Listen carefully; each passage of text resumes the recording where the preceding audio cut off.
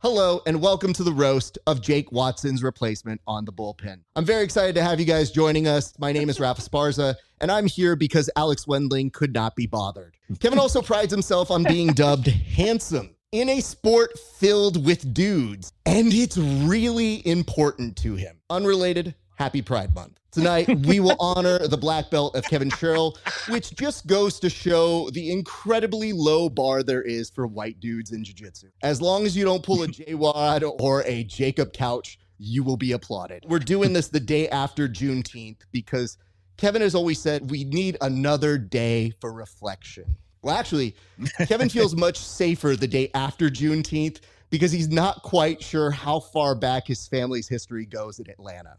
A lot of you know Kevin from the PGF, but most of you know him as that guy who was at your gym for a year or two before he ducked out. And I have to say, it is quite the week to be doing this. Grappling is bigger than ever, and I'm being sincere here. Kevin is the true embodiment of UFC Fight Pass, as in they took a look at his body of work in the PGF and said, pass.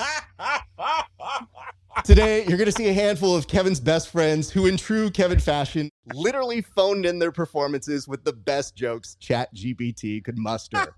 In fact, not even the love of Kevin's life was available. Unfortunately, Elijah Carlton was too busy robbing Jason Dolph earlier today in UFC BJJ. Kevin's black belt has been a long time coming, which is precisely how Elijah Carlton describes sex between the two. Our guest is not here today. Kevin actually took a spa day for his own roast, which is why it is truly unfortunate he does not have kids, because he would have made the best deadbeat dad. And to those not in the know, Kevin famously took a day off from a week-long jiu-jitsu competition only to return the very next day. He called it a spa day, though I argue most spa days don't end with a facial from Elijah Carlton. That's called a callback here, kids, which is something Kevin refuses to do to a woman after a first date. Oh. Speaking of his sex life, Kevin also wrestled in college. Is a question we often get asked here on the show. As in, did he? Do you have evidence of it somewhere? Why did I pay for this wrestling private? If you didn't know this about Kevin, one of his most coveted possessions is his handsome weight title.